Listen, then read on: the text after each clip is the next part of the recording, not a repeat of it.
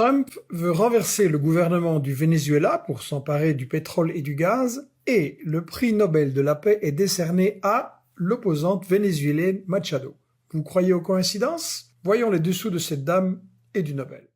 Descend d'une des grandes familles de propriétaires terriens esclavagistes. Leur fortune a été reconvertie dans l'acier, l'électricité, la finance. Son mari banquier et sa famille ont été impliqués dans plusieurs scandales en Espagne. Machado a soutenu la tentative de coup d'État de 2002 contre Hugo Chavez. Elle a touché beaucoup d'argent de la CIA pour manipuler des sondages électoraux avec une société bidon, la Suman. C'est documenté dans le livre de l'avocate US Eva Gollinger, que j'ai édité et préfacé en 2005, Code Chavez, CIA contre Venezuela, épuisé malheureusement. Quand les Machado et compagnie gouvernaient le Venezuela, l'État n'a pas touché $1 des compagnies pétrolières Exxon, Mobil et compagnie. Tout partait aux USA. La plupart des gens étaient trop pauvres pour voir un médecin ou faire des études. Chavez a changé tout ça, le peuple a été mobilisé, et c'est ça que ces aristocrates racistes ne supportent pas, ni Trump, ni aucun président US. Tous ont manœuvré pour réinstaller leur marionnette au pouvoir. J'ai analysé ça dans Les 7 péchés d'Hugo Chavez en 2009. Bien entendu, Machado soutient le génocidaire Netanyahou, leurs deux partis sont associés, elle lui a même demandé son aide pour un coup d'État. Bref, ce prix scandaleux fait partie de l'offensive médiatique pour justifier la guerre et le terrorisme en Amérique latine. Mais qui donc décerne le prix Nobel de la paix? Des politiciens norvégiens, un pays entièrement aligné sur les États-Unis puisque Jens Stoltenberg a fourni un très agressif secrétaire général de l'OTAN.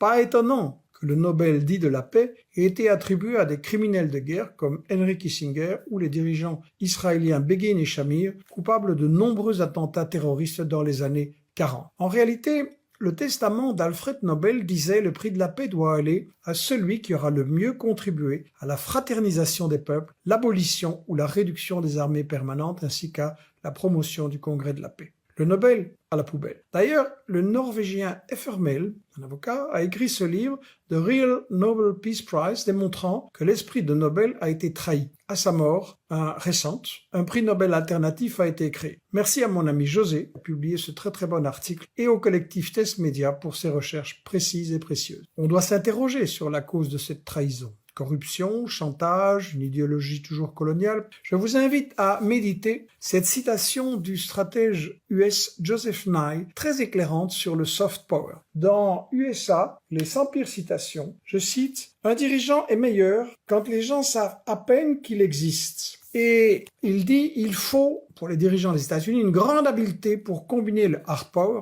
l'armée, et le soft power. C'est quoi? Une nouvelle forme de pouvoir reposant sur la capacité de séduire et persuader l'opinion publique via le cinéma, les médias, les fondations US dites indépendantes et les pseudo-ONG, manipulées de façon subtile pour désarmer les résistants. Un lecteur averti en vaut deux.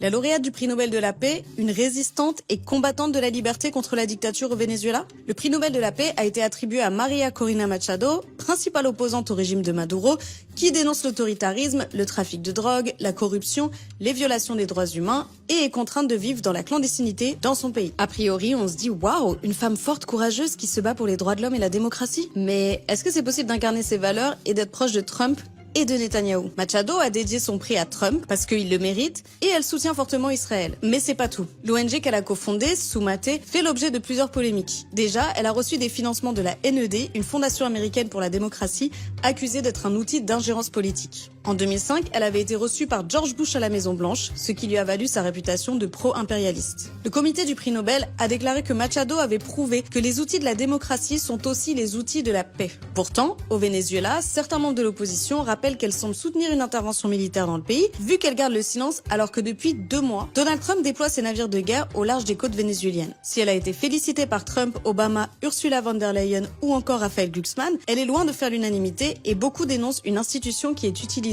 pour soutenir des agendas occidentaux en reconnaissant des figures qui participent à la narration libérale et pro-occidentale tout en masquant les violences économiques, militaires, diplomatiques exercées par les puissances dominantes. C'est vrai que quand on voit la liste de certains anciens lauréats, il y a de quoi se poser des questions.